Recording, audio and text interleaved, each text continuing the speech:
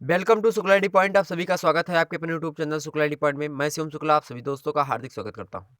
दोस्तों, आज की वीडियो में हम बात करेंगे बीए सेकंड ईयर यानी बीए द्वितीय वर्ष के मॉडल पेपर के बारे में। और 2021 का होगा मॉडल पेपर, जो कि पेपर है 2019 का, यानी प्रीवियस ईयर क्वेश्चन पेपर को उठाया है हमने। और उनमें यानी 2019 में कितने प्रश्न पूछे गए थे, अति लघुत्तरीय से कौन कौन से प्रश्न बने हैं, लघुत्तरीय से कौन और दीर्घोत्तरीय से कौन प्रश्न बने थे, उन सभी प्रश्नों को आज के वीडियो में मैं आपके सामने प्रस्तुत करने वाला हूं। तो वीडियो लास्ट तक देखिएगा।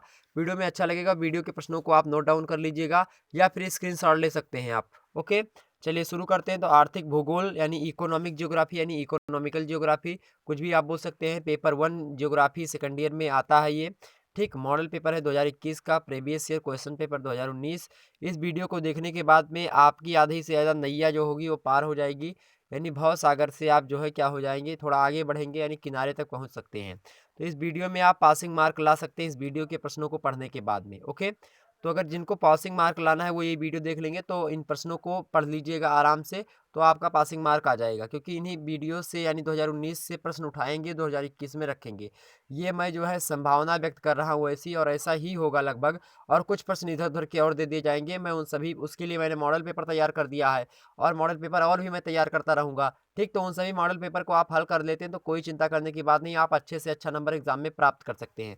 लेकिन एक ही वीडियो से मैं बात करूं तो 2019 में जो पेपर हमने हुआ था उसको भी डाल दिया। तो 2020 का जो प्रश्न है और 2019 का, इन दोनों प्रश्नों को आप जो तैयार कर लेंगे तो आपको पास होने से कोई नहीं रोक सकता। ठीक, अगर जो है आपको और ज़्यादा नंबर लाना तो आप मेरे मॉडल पेपर को और मेरे द्वारा जो प्रोवाइड लेक्चर हैं चैप्टर वाइज उनको देख लीजिएगा। तो बड़े आसानी से आप सारे चैप्टर्स कर पाएंगे और सारे प्रश्नों को जो है एग्जाम हॉल वाले वो कर पाएंगे, यानी जो एग्जाम में आपसे जो प्रश्न पूछे जाएंगे उनका विधिवत रूप से आप आंसर लिख पाएंगे। ठीक, चलिए शुरू करते हैं आज का वीडियो लेक्चर।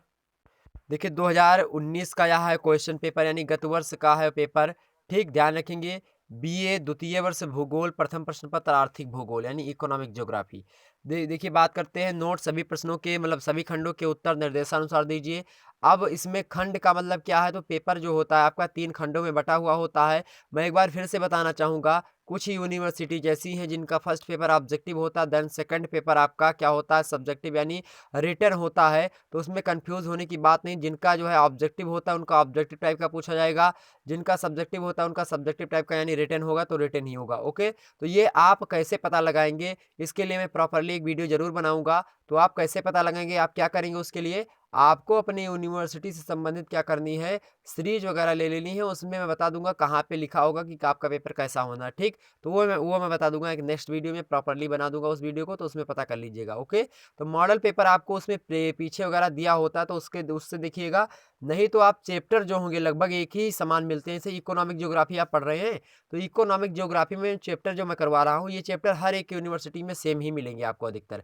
जैसे अब ये नहीं मिल सकता कि चैप्टर 7 में जो हमने बताया कि चावल की कृषि होगी, तो चैप्टर 7 में ही चावल की कृषि के बारे में आपसे पूछा जाएगा। हो सकता है चैप्टर 6 में हो, या हो सकता है चैप्टर 8 में हो, तो ऐसा हो सकता है। लेकिन जो चैप्टर मैं बताऊंगा वो चैप्टर आपके भी पाठ्यक्रम में संकलित होंगे। तो आपको क्या करना है, मेरे द्वारा प्रोवाइड जो पाठ्यक्रम है यानी लेक्चर्स है, उन लेक्चर्स को मिस मत करिए, क्योंकि 7 लेक्चर अभी तक अपलोड हो चुके हैं। और पहला लेक्चर हमारा था आर्थिक भूगोल की परिभाषा में विषय क्षेत्र, उसका हमने डिस्कस कर लिया था बड़े ही आसानी से और बहुत ही आसान शब्दों में, सरल शब्दों में समझा था, जो कि आपके बहुत पसंद आया। उसके लिए बहुत बहुत धन्यवाद। तो ताकि इसमें जो प्रश्न पूछे जा रहे हैं वो बहुत ही महत्वपूर्ण है, चाहे कोई भी यूनिवर्सिटी हो। अगर उसमें इकोनॉमिक ज्योग्राफी आपके चाहे पेपर 2 में हो चाहे पेपर 1 में हो, डोंट मैटर, किसी भी पेपर में हो, इकोनॉमिक ज्योग्राफी है तो आप यहीं से प्रश्न वहां से पूछे जाएंगे। ठीक, तो आप बिल्कुल निधड़क एकदम से निश्चिंत होकर के यहाँ से तैयारी कर सकते हैं। चलिए बात करते हैं। पेपर आपका 3 खंडों में बटा हुआ होता है, खंड आ, खंड बा और खंड सा। खंड आ से अति लघु उत्तरीय यानी 10 प्रश्न पूछे जाते हैं अति लघु उत्तरीय से। खंड बा से आपके लघु उत्तरीय प्रश्न पूछे जाते हैं। और खंड बा से लगभग खंड सा से आपके कितने प्रश्न पूछे जाते हैं, 5 प्रश्न होते हैं। दीर्घ उत्तरीय प्रश्न होते हैं, उनको 5 शब्दों में लिखना होता है आपको, और उनमें से केवल 2 प्रश्नों को आपको छांट करके लिखना होता है। तो 5 में से 2 इसमें लिखना होता है। लघु उत्तरीय में आपको 10 प्रश्न दिए होंगे, प्रत्येक प्रश्न का अथवा करके दिया होता है, यानी 5 प्रश्न आपको करने अनिवार्य होते हैं, और अथवा करके दिया होता है प्रत्येक का, यानी एक प्रश्न अगर आप नहीं करने के इच्छुक है तो दूसरा प्रश्न उसके विकल्प के रूप में दिया होगा, उसको आप कर सकते हैं। ओके, इसी प्रकार से। लेकिन खंड आज से जितने भी प्रश्न दिए हैं वो सभी अनिवार्य होते हैं, सभी को आपको करना होता है। ओके, अब चलिए हम शुरू करते हैं आज का वीडियो लेक्चर और बात करते हैं खंड आ से कैसे प्रश्न पूछे गए थे। तो खंड आ में भी नोट लिखा होगा, उसको भी आप पढ़िएगा। सभी प्रश्नों के उत्तर दीजिए। प्रत्येक प्रश्न का उत्तर लगभग कितने शब्दों में हो? 50 शब्दों में होना चाहिए। अब देखते हैं जो है पहला मुद्दा क्या है। पहला है कि नव्यकरणीय संसाधन क्या होते हैं। नव्यकरणीय संसाधन क्या होते हैं प्रश्न पूछा गया था, तो हमने संसाधन से संबंधित वीडियो बना रखी है। नव्यकरणीय संसाधन क्या होते हैं, संसाधन संरक्षण क्या होता है, संसाधन की वर्गीकरण में हम जब करते हैं तो 4 प्रकार के संसाधनों को बांटते हैं, नव्यकरणीयता की दृष्टि से, स्वामित्व की दृष्टि से, वितरण की दृष्टि से, उपयोग की दृष्टि से। तो उसमें हमने इसको विस्तार समझाया, तो उसमें आप देख लीजिएगा नव्यकरणीयता की दृष्टि से यानी जो नवीनता आ रही है, यानी जो न्यू तरीके के जो है संसाधन आ रहे हैं हमारे सामने, उनके उनकी ओर से, मतलब उनके हिसाब से कैसे कैटेगराइज करते हैं हम, तो वो समझ लीजिएगा। उस वीडियो में हमने विस्तार समझाया है। ओके, अगला देखते हैं मृदा अपरदन क्या होता है। मृदा अपरदन मतलब होता है सोल इरोजन, मतलब क्या होता है मृदा का कटाव, मृदा का कट करके बहना। तो मृदा का जब मृदा कटती है या फिर कोई पत्थर कटता है या फिर कहीं से कुछ चीज होता है, कहीं से कोई चीज अलग होता है, तो वो क्या होता है? अपक्षय होता है। और वह अपक्षय जब किसी माध्यम के द्वारा कहीं दूसरे स्थान पर चला जाता है तो उसका क्या हो रहा है? वो अपर्दन हो रहा है। लेकिन जब वही चीजें कहीं पर छोड़ दी जाती है तो उसी को निक्षेपण कहा जाता है। मान लिया एक यहीं से यहीं पे मिट्टी है और इसी मिट्टी को क्या हो रही है? नदी यानी पानी वर्षा, और इससे कहीं से मिट्टी कट करके बह रही, मिट्टी कट गई। अब मिट्टी कटने की जो प्रक्रिया है उसको क्या कहते हैं हम? उसको कहते हैं अपक्षय, यानी अपक्षय हो गया मिट्टी का। अब अपक्षय होने के बाद में क्या होता है? तुरंत अपक्षय अपरदन की प्रक्रिया शुरू हो जाती है, यानी मिट्टी कट करके पानी के साथ बहना प्रारंभ कर देती है। तो जब मिट्टी पानी के साथ बह रही तब वो क्या हो गया? तब वही उसी को कहते हैं अपरदन। लेकिन जब वही मिट्टी का पानी का जो है वेग हो वो कम हो जाता है, जब पानी का वेग कम हो जाता है तो मिट्टी क्या होती है? छूटने लगती है। मिट्टी यहाँ पे छूट गई तो ये क्या हो गया? मिट्टी का निक्षेपण हो गया। नदियों के द्वारा निक्षेपण कहते हैं, नदियां निक्षेपण करती हैं। और नदियों के निक्षेप से क्या बनता है? नदियों के निक्षेप से डेल्टा एंड एस्चुरी, 2 प्रकार की स्थलाकृतियां बनती है। और भी प्रकार की स्थलाकृतियां बनती है वो मैं समझूंगा जब वीडियो में प्रोवाइड, मैं टॉपिक वाइज वीडियो प्रोवाइड करवा रहा हूँ, तो उसमें विस्तार समझेंगे क्या होता है अपक्षय, क्या अपरदन। हालांकि बीए फर्स्ट ईयर में हमने इन सारे मुद्दों को समझ लिया है। चलिए शुरू करते हैं, अगला देखते हैं हम। तो मृदा अपरदन आपको समझ, यानी मृदा का कटाव, मृदा कट करके बहे। अब चाहे वो हवा के द्वारा बह रही हो या फिर जल के द्वारा, अधिकतर जल के द्वारा ही बहेगी, लेकिन रेतीली प्रदेशों में आपको हवा के द्वारा भी जो है मृदा का अपरदन देखने को मिल सकता है। यानी जो हवा होगी वो बालू को उड़ाएगी और दूसरे स्थान पर जाकर के छोड़ेगी, निक्षेपित करेगी, और निक्षेपण के तदुपरांत एक स्थलाकृति बनेगी। वो चाहे बालू का स्तूप हो या फिर तमाम प्रकार की स्थलाकृतियां बनती है, वो मैं समझूंगा। ठीक, आगे देखते हैं सेवा क्षेत्र क्या होता है। अब सेवा क्षेत्र क्या होता है? बहुत सारे सेवा सेवा क्षेत्र होते हैं, तो क्या क्या होते हैं इन सभी मुद्दों को हम नेक्स्ट वीडियो में, मैं एक ही वीडियो के अंतर्गत समस्त अति लघु उत्तरीय प्रश्नों को प्रोवाइड करवाने का प्रयास करूंगा। उसमें समस्त मुद्दों को हम समझ लेंगे। ओके, चलिए अगला प्रश्न देखते हैं। पूछा गया था आपसे संसाधन संरक्षण। संसाधन संरक्षण क्या होता है इसको भी हमने आपको बता दिया था। अगले वीडियो में हमने मतलब संसाधन से संबंधित वीडियो अपलोडेड है। संसाधन की परिभाषा एक वीडियो में और संसाधन संरक्षण दूसरी वीडियो में हमने बताया था। अगर दीर्घ समय तक अधिकाधिक लोगों की अधिक से अधिक भलाई की जा सके तो वही संरक्षण होता है। यह कथन कहा था प्रेसिडेंट टॉप महोदय ने। इसी प्रकार से चार्ल्स वान ने भी कहा था। तो इन सभी मुद्दों को हमने समझ लिया था उस वीडियो में। तो आप अगर संसाधन संबंधित, संसाधन संरक्षण संबंधित वीडियो विस्तार से देखना चाहते हैं तो आप जो है प्रीवियस ईयर में जाए, मतलब प्रीवियस ईयर कह रहे हैं हम, जो प्रीवियस वीडियोस हैं उसमें जाएंगे, आप प्लेलिस्ट में जाएंगे इकोनॉमिक ज्योग्राफी के, तो वहां पे आपको मिल जाएगा। BS second year paper 2 paper 1 geography के नाम से बना होगा, लेक्चर्स 2021, तो उसमें जाएंगे तो उसमें आपको मिल जाएगा। ठीक है, संसाधन संबंधित वीडियो देखिए। आगे बढ़ते हैं और बहुत ही महत्वपूर्ण ये प्रश्न है, इन सभी प्रश्नों को ध्यान में रखिएगा आप लोग। अगला है अंतर्राष्ट्रीय व्यापार, यानी जो है आपका इंटरनेशनल ट्रेड जो होता है वो किस प्रकार से होता है। अंतर्राष्ट्रीय व्यापार में क्या क्या चीज़ें होती हैं, कौन से देश ज़्यादा आयातक हैं, कौन से देश ज़्यादा निर्यातक हैं, तो उसको बताना अंतर्राष्ट्रीय व्यापार कैसे होता है, इन पे कौन कौन सी चीज़ें कार्य करती हैं। बस केवल 50 शब्दों में ही आपको बताना, ज़्यादा नहीं लिखना है। ओके, आगे बढ़े, चलिए आगे देखते हैं।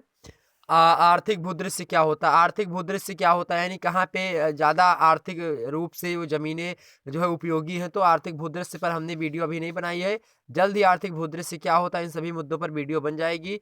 ठीक, ध्यान रखेंगे। अगला प्रश्न देखते हैं। अगला प्रश्न पूछा गया था आपसे, अगला प्रश्न है आपसे कि कृषि में भूमि उपयोग, कृषि में भूमि उपयोग कैसे होता है, यानी भूमि कृषि के लिए कौन सी भूमि उपयोगी होती है, उन सभी मुद्दों को चर्चा करनी होती है। देखेंगे कौन सी भूमि जो होती है कृषि के लिए उपयोगी होती है। जब हम चावल उत्पादन और गेहूं उत्पादन समझते हैं तो हर एक प्रकार की समझते हैं कि चावल उत्पादन में कौन सी भूमि चाहिए। उसके बाद में जो है अगर मैं बताऊं हर एक क्षेत्र में से कहाँ पे गेहूं उत्पादन होना तो उसके लिए कौन सी भूमि चाहिए, मिट्टी किस प्रकार की चाहिए, जलोढ़ मिट्टी चाहिए या फिर आपकी जो है पेडोलोल मिट्टी चाहिए। ठीक, कई प्रकार की मिट्टियाँ होती हैं, तो उन सभी मिट्टियों में लाल मिट्टी, काली मिट्टी, रेगुर मिट्टी, तमाम प्रकार की मिट्टियाँ होती हैं। सभी मिट्टियों के बारे में भी हम चर्चा करते रहेंगे आर्थिक भूगोल के अंतर्गत। ठीक, आगे देखते हैं हम। उद्योगों के स्थानीयकरण के कारक क्या होते हैं? स्थानीयकरण मतलब होता है कि उद्योगों का स्थानीयकरण क्यों हो रहा है, मतलब उद्योग जो हो रहे हैं एक स्थान पर ही क्यों एकत्रित हो रहे हैं, उद्योग कैसे आए किसी स्थान पर, कैसे उद्योगों का विकास हो सके और कैसे वो उसी स्थान पर बने रह सके, उसी को उद्योगों का स्थानीयकरण कहा जाता है। तो कैसे होता है चीज़ें, उद्योग कैसे स्थापित हो, जब वहाँ पर क्या क्या चीज़ें होनी चाहिए जिससे उद्योग वहाँ पर आए, जैसे कि कोई स्थान है, कोई ज़मीन जायदाद है, तो वहाँ पर उद्योग कैसे आकर के बसेंगे, उद्योग क्यों वहाँ पर, कोई फैक्ट्री का वहाँ पे क्यों खुलेगी, जब वहाँ पे बाजार होगा, वहाँ पे संचार की व्यवस्था होगी, वहाँ पर सड़कें सही मात्रा में होगी यानी यातायात के साधन उपलब्ध होंगे, वहाँ का मार्केट बड़ा होगा यानी पूंजीपति मतलब पैसा होगा, या फिर वहाँ पे क्या होगा, सस्ते श्रम होंगे, ठीक, ये सारे, और बिजली विभाग होगा वहाँ पे, मतलब बिजली जो है उचित मात्रा में मिल रही होगी, तभी कोई फैक्ट्री उस क्षेत्र में आना चाहेगी, तो वही होता है कारक। तो उद्योगों के स्थानीयकरण के जो बहुत सारे कारक होते हैं, यानी कि जो है सस्ता होना चाहिए, श्रम बल होना चाहिए उपयुक्त मात्रा में, ठीक है, ज़मीन जायदाद होनी चाहिए, सड़क वड़क मतलब यातायात के लिए साधन होने चाहिए, संचार के साधन होने चाहिए, ठीक, इसी प्रकार से क्या होना चाहिए, पूंजी तो होनी चाहिए फैक्ट्री के पास। तो ये सारे मुद्दे होते हैं, इन सभी को हम समझ लेंगे। अगला देखते हैं वायु परिवहन क्या होता है, यानी वायु के द्वारा किस प्रकार से हम परिवहन करते हैं, उस पर देखते हैं वायु परिवहन से आप क्या समझते हैं, वायु की क्या, वायु में भी रोड होते हैं, वायु में भी एक पथ होता है किसी हवाई जहाज को जाने के लिए, कहीं पर जो है मान लेते हैं भाई विमान जाना हो, लड़ाकू विमान के लिए तो वो अलग जगह होती है, कहीं यात्रियों के लिए जाना हो तो अलग जगह होती है। मान लिया जैसे कोई हवाई जहाज यहाँ से उड़ रही है, तो अपने मन से तो उड़ेगी नहीं कि हाँ चाहे जिधर मन करे उधर जाएगी, उसका भी एक वे होता है, तो उसी को हम समझते हैं वायु परिवहन के अंतर्गत। अगला देखते हैं आसियान। आसियान एक देशों का समूह होता है, तो इसको हम समझेंगे आसियान देशों में कौन कौन से देश शामिल हैं और किस प्रकार से आसियान किन क्षेत्रों में कार्य करता है, इन सभी मुद्दों को हम चर्चा करेंगे, जो है एक सेपरेट वीडियो होगा आसियान वगैरह का। अगला देखते हैं खंडवा। खंडवा से आपको 200 शब्दों में प्रश्न लिखने होंगे, यानी खंडवा से जितने भी प्रश्न आपको मिलेंगे उनका उत्तर आपको 200 शब्दों में लिखना है। और केवल देखिए, जैसे यहाँ पे प्रश्न पूछा गया, आर्थिक भूगोल की प्रकृति एवं विषय क्षेत्र की क्या करिए, विवेचना करिए, अथवा आर्थिक क्रियाओं के प्रकारों का वर्णन कीजिए। अब या तो आप करेंगे आर्थिक भूगोल की प्रकृति और क्षेत्र बताएंगे, या फिर आर्थिक क्रियाओं के प्रकार बताएंगे, ठीक, तो इनमें से केवल एक ही प्रश्न आपको करना है। ओके, तो इन दोनों से संबंधित वीडियो हमारे चैनल पर उपलब्ध है, ठीक, इसको देख लीजिएगा। अगला प्रश्न देखते हैं, वनों के प्रकार एवं उनके उत्पादों पर एक टिप्पणी लिखिए, अथवा विश्व के कृषि प्रदेशों में विभाजित कीजिए, मतलब विश्व को कृषि प्रदेशों में विभाजित करिए और उनमें से किसी एक का वर्णन कीजिए। बहुत ही महत्वपूर्ण प्रश्न है, इसको हमने बता दिया है।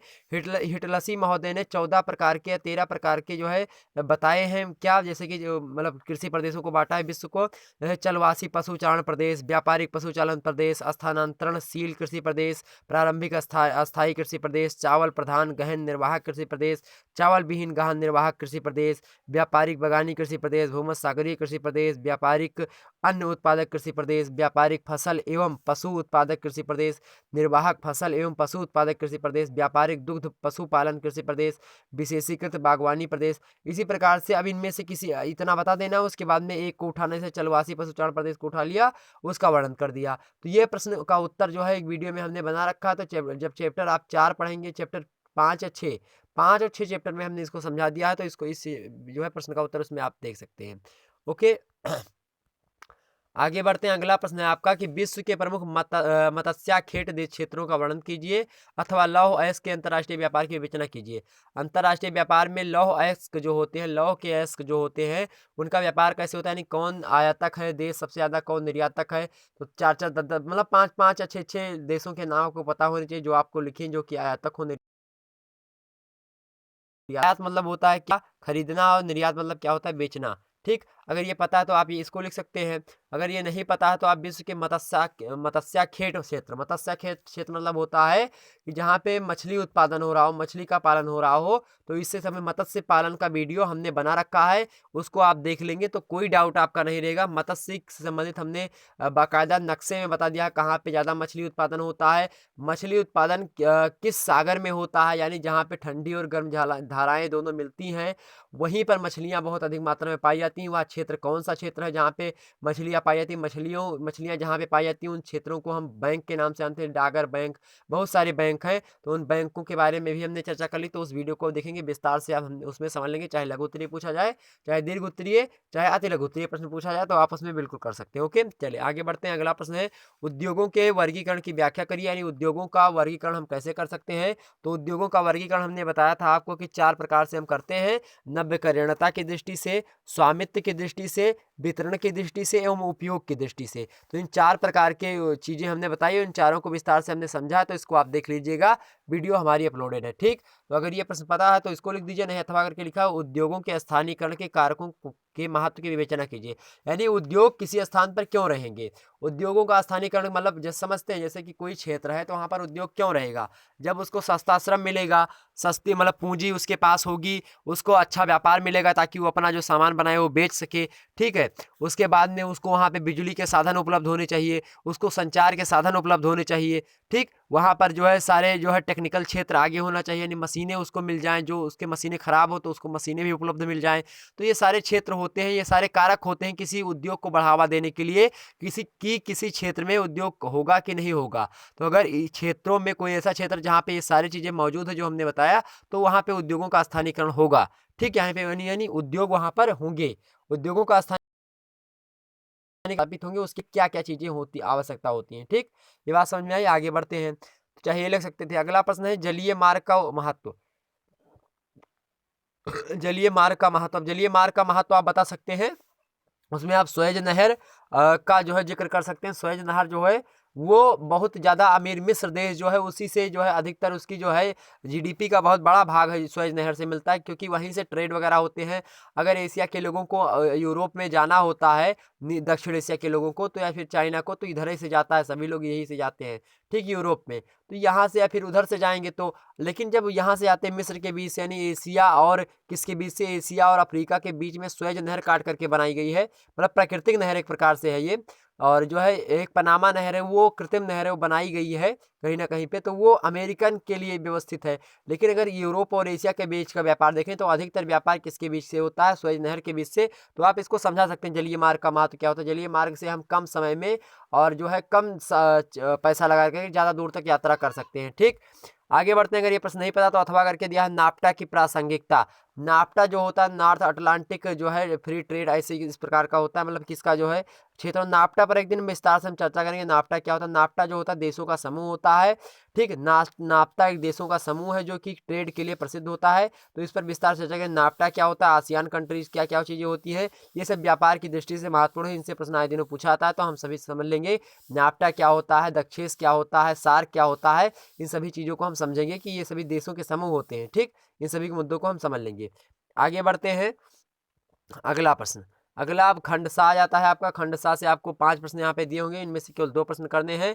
किन्हीं 2 प्रश्नों के उत्तर दीजिए। प्रत्येक प्रश्न का उत्तर लगभग 5 शब्दों में होना चाहिए, यानी एक प्रश्न अगर आप लिखें तो 5 शब्दों के ऊपर या 5 शब्दों के आसपास होना चाहिए। मतलब एग्जैक्ट 500 सही है, लगभग 5 शब्दों के आसपास आप पहुँच जाएँ।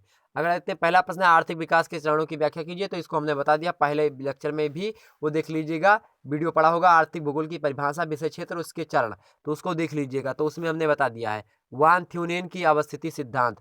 तो वान थ्योनेन की कृषि संबंधी जो अवस्थिति सिद्धांत है उसको भी हमने बता दिया था, इसको आप देख लीजिएगा। वान थ्योनेन जो थे इन्होंने कृषि संबंधित विचारधाराएं दी थी, तो इसको हमने बताया है, इसको आप देख लीजिएगा। बड़े आराम से आप आसानी से कर सकते हैं। तो 2 प्रश्न पूछे गए थे, 2 प्रश्न आप यही दोनों कर सकते थे आराम से। तो कोई जरूरी नहीं कि आप पूरा सिलेबस पढ़ेंगे तो हो सकता है वहीं से फंस जाए। कुछ ऐसे प्रश्न होते हैं जो लगातार पूछे जाते हैं। तो वान थ्योनेन जी से ये प्रश्न चाहे लघु उत्तरीय में पूछा जाएगा, चाहे दीर्घ उत्तरीय में, ये प्रश्न जरूर पूछा जाएगा आपसे। चाहे जो है आपका अति लघु उत्तरीय प्रश्न से ही पूछ लिया जाए, तो उसमें कोई आपको परेशान होने की जरूरत नहीं है। वान थ्योनेन की विचारधारा जो है उससे प्रश्न लगातार एग्जाम में पूछे जाएंगे। मैं इसको विस्तार से समझा दूंगा किसी दिन। वान थ्योनेन की अवस्थिति सिद्धांत कैसा है, कि जो उद्योगों से संबंधित उद्योग कृषि कैसे होती, कहाँ पे होगी, कहाँ पे नहीं होगी, इनसे संबंधित विचार दिए इन्होंने, वान थ्योनेन ने। आगे देखते हैं मैग्नीज वितरण, यानी मैग्नीज कहाँ पर पाई जाती है। ठीक, और कैसे कैसे, कहाँ कहाँ, किस किस स्थान पर पाई जाती है, कहाँ कहाँ पर व्यापार होता है उसका, उत्पादन कहाँ पर होता है। तो उत्पादन वितरण, उत्पादन मतलब होता है कहाँ पर वो चीज़ें पाई जाती हैं, वितरण मतलब कहाँ पे मतलब वो चीज़ें मतलब भेजी जाती हैं या फिर पाई जाती हैं। 2 प्रकार वितरण 2 प्रकार से होते हैं। एक तो होता है कि वितरण कहाँ कहाँ पे चीज़ें वो पाई जा रही हैं। जैसे उत्पादन होता है अपने द्वारा बनाए कोई चीज़ हम उत्पादित करें, लेकिन वितरण होता है वो चीज़ पाई जाए। तो मैग्नीज कहाँ पे पाई जाती है, कहाँ पे बनाई जाती है, तो दोनों अलग अलग मुद्दे होते हैं। ठीक, ये बात ध्यान रखें। तो उत्पादन कहाँ पे होता है, कहाँ पे पाई जा रही है, और किस प्रकार से उसको बांटा जा रहा है, कहाँ पे आयात हो रहा है, कहाँ पे निर्यात हो रहा है, इसको व्यापार कहते हैं। तो इन तीनों मुद्दों को समझना कि मैग्नीज कहाँ पे पाई जाती है, कहाँ पे व्यापार होता है, कौन सा देश निर्यातक में आगे है, कौन सा देश जो है आयातक में आगे है। ठीक, आगे देखते हैं संयुक्त राज्य अमेरिका के प्रमुख औद्योगिक प्रदेशों का वर्णन कीजिए। संयुक्त राज्य अमेरिका में औद्योगिक प्रदेश कौन कौन से, इनका वर्णन करना है। उसके बाद में संयुक्त राज्य अमेरिका में बहुत सारे कपास वगैरह भी होते हैं संयुक्त राज्य अमेरिका में। तो मुद्दे हम देखते हैं कि कौन कौन से उद्योग हैं, कौन कौन से शहर हैं जहाँ पे उद्योगों को बढ़ावा मिला है। ठीक, तो संयुक्त राज्य अमेरिका के बारे में पूछा गया। अगला प्रश्न देखते हैं, विश्व के प्रमुख व्यापार संगठनों एवं व्यापार प्रखंडों पर एक निबंध लिखिए। यानी विश्व में जो व्यापार संगठन है उन पर, और व्यापार के जो प्रखंड है, बहुत सारे जो है संगठन और प्रखंड हैं कि जो व्यापार को बढ़ावा देते हैं। कोई जैसे कि मान लिया, जैसे छोटे छोटे नाफ्टा हो गया, आसियान हो गया, उसके बाद में सार्क हो गया, उसके बाद में आपका दक्षेस हो गया, आपका तमाम प्रकार के जो है तमाम सारे संगठन बनते हैं छोटे छोटे देशों को समूह को लेकर के, 10 देश भी निकल के बन गए, 5 देश मिलाकर के बन गए।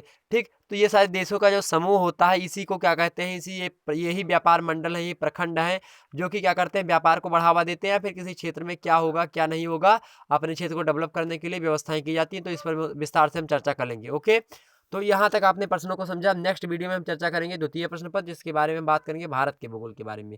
और भारत के भूगोल में 2000 पेपर किसका हम चर्चा कर रहे हैं मित्रों, 2019 का पेपर चर्चा कर रहे हैं कि 2019 में किस प्रकार के प्रश्न पूछे गए थे। नेक्स्ट वीडियो में हम बात करेंगे कि भारत के भूगोल से किस प्रकार के प्रश्न 2019 में पूछे गए थे। ठीक, तो मिलेंगे फिर हम अगले वीडियो में, तब तक के लिए जय हिंद, जय भारत।